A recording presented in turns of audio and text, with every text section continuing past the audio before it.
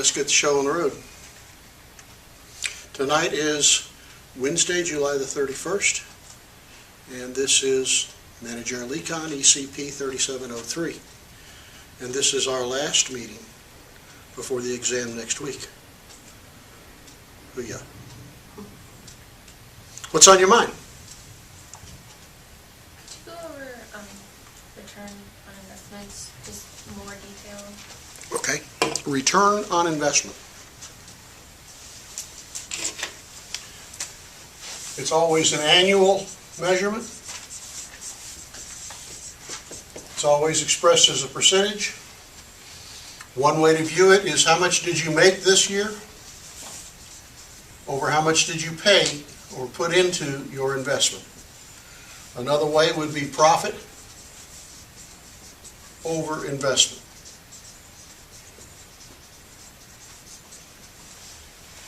If I said I invested $1,000 and 4 years later I had $3,000, what would be my return on investment on the average without using the calculator?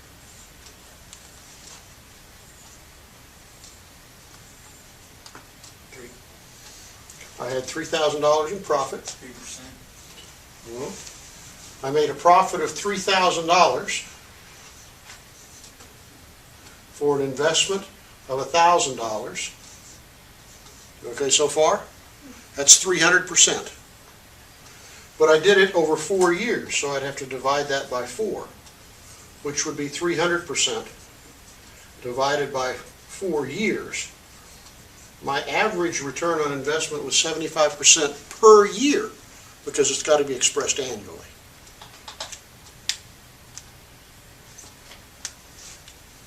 That's doing it without the calculator, a very simple average, if you will.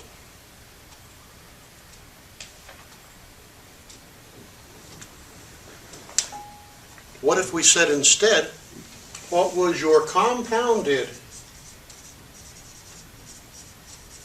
return on investment or annual rate of return? Now we'll use the calculator because we're going to be compounding.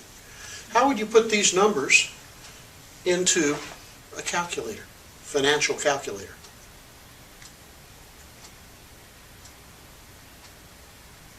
If I started with 1,000 and at the end I had $3,000 in profit plus my investment, so I had $4,000 at the end, and I did that in 3 years, where do these numbers go? Present, future. Good. Present value, future value. In, one of these needs to be a negative, and then calculate the interest rate.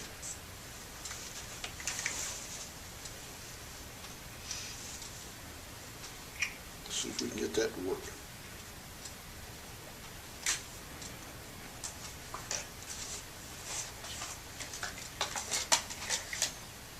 What calculator is that? Wrong calculator.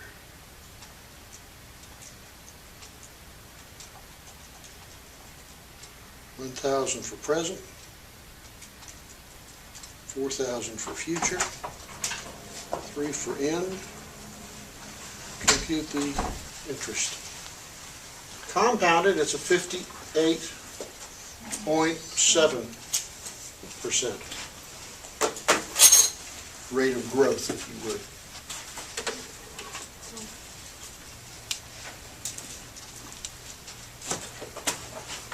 No? Yes? I don't see smiley faces out there. Y'all looking at me like I'm speaking in Mandarin or something.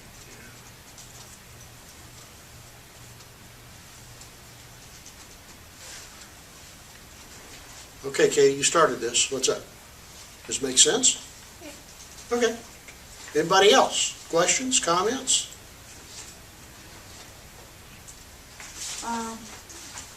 Please go over on problem set number 4. Problem set 4. You'll have to read me the question. Okay. So A1 is examining two different invest alternatives. Okay, Option A would require an annual deposit of $2,000 and would earn interest compound annually at 9%. And option 2, B would require an annual deposit of $1,500 but would earn interest compounded annually at 12%. okay. Says it's more risky. And what is Option the time period involved? For how many years? It doesn't give, but I said in the answers, it says like 20 years. That it doesn't say it in a question though. Okay, well, let's say we're looking at this over 20 years. How would you set that up? Okay, so, This is an annual deposit, right? yes. Which means it's what on our calculator? So it's gonna book the payment? It's going to be a payment, not a present value. What's the difference? Present value is like today. One time, lump sum. Yes. Payment is every year. Mhm. So, we're going to say payment is either 2,000 or over here 1,500. Interest rate is either 9 or 12. N is 20 in both cases. So calculate the future value of each one of those. But since we didn't have any question for the N, like how does Let me see that question. Maybe I was, as usual, It doesn't writing say. before I thought.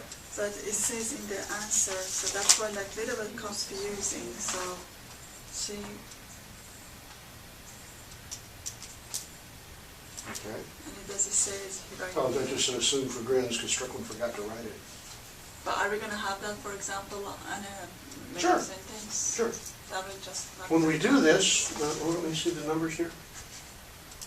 They're worth 40,000 and 30,000, right? Yes. When you calculate the future value here, it comes up 40,000.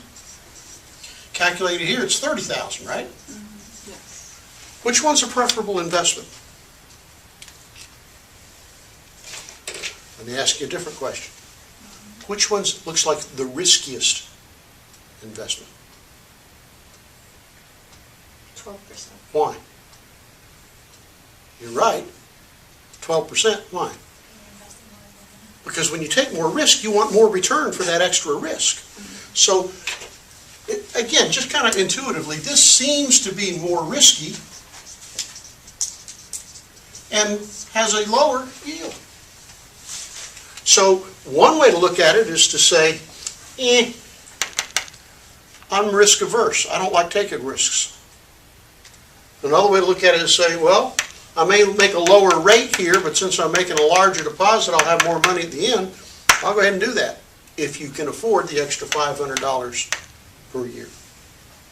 Okay, so we just kind of talk around it. That's why it says, yeah, this is really a discussion question.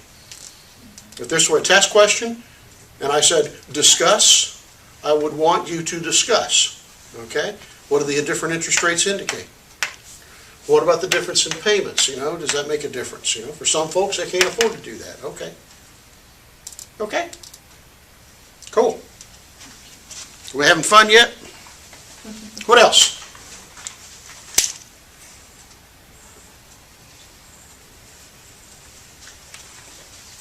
Looking for advice from you. Anything you want to talk about?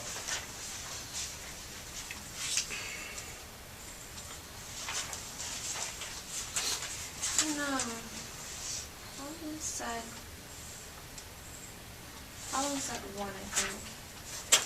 You had wrote an explanation, and I don't know if, would it be okay if I disagreed with that explanation and wrote something different? Read it to me. I have to find which one it was.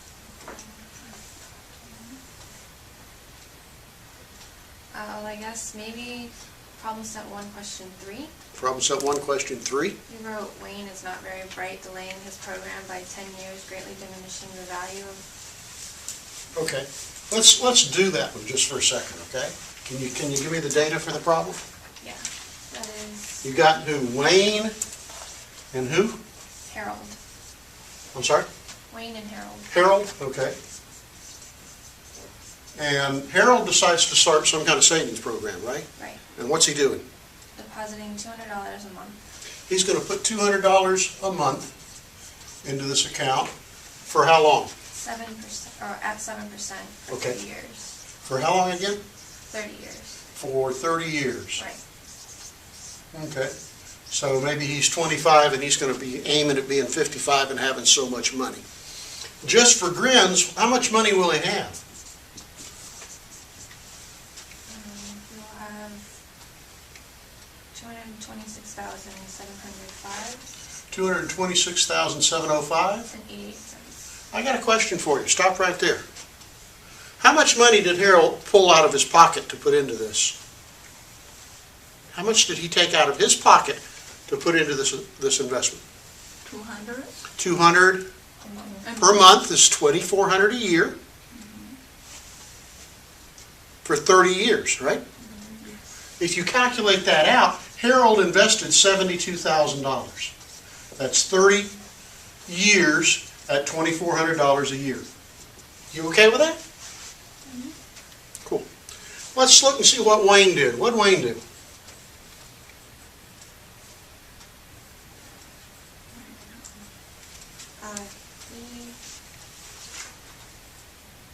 He waited to start his savings program 10 years later. And put the same amount and the same interest rate? Yes. Good. So Wayne put $200 a month in at 7% for only 20 years because he delayed savings for 10 years. Okay, what do you wind up with? 98,389. Make up your mind, Stephanie. 98,000 what? 389. 389, okay. And he invested how much money out of his pocket? Same. 200 a month, 200 a month for 20 years. 20 years. 200 a month For 20 years. is what? 2,400 a year for 20 years. He invested $48,000. Right? Yes.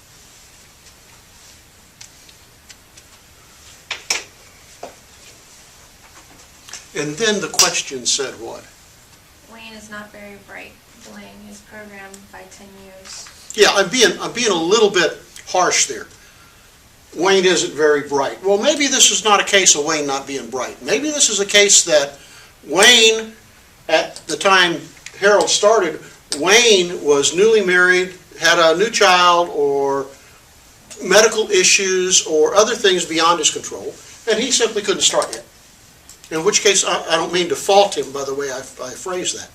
On the other hand, if these two guys were starting out at the same place, with the same comparable expenses, it would appear that perhaps Wayne instead said, I can't afford to do that. Translation, I'm still paying on my ski boat. My bar tab's too high. I can't afford to give up $200 a month. I got to be able to go down to whatever. Or I've got this habit, I've got that habit. I like to travel, I like to fish. Okay? And my point with the question is, a lot of people have a lot of excuses for not starting when they're young. But take a look at what it cost them. Yeah, he put in less money, but he's got, what, $130,000 less money. Is that right? Give or take? So the question then, and this is more from the economics perspective, was it worth the difference to have that extra $200 a month for a year, or for 10 years? For some people, yes. Was it worth it to have less money here in order to have $24,000 to spend there? And it very much subjective, very much depending on the person. But what I'm really trying to do with that problem, and I use it in a lot of different applications to students, is to try to emphasize the fact the sooner you start putting money aside and letting it earn interest, the sooner it's out there working its tail off for you, and you're not doing a thing. So would you want us to explain it this way, or would you be okay with it explaining it the other way and then possibly I would want you to say that this is, the difference here, minus this is the opportunity cost to him of waiting so long. Okay. And that he had better be able to have something to show for it, for this money he didn't save. Okay. What did he gain by it? Okay. Okay? Yeah, that's all. Most of them, make darn sure you're mashing the right buttons too. Okay? Anything else?